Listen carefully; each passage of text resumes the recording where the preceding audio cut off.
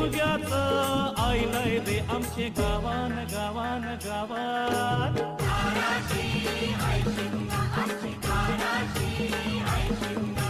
बारा महिन्याचे 15 दिवसाचा केलं तो यो शिमगा.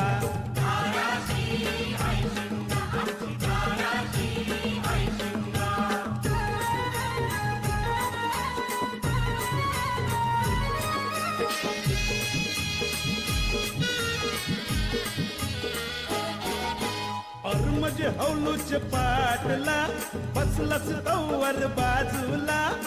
म्हणजे हौलूच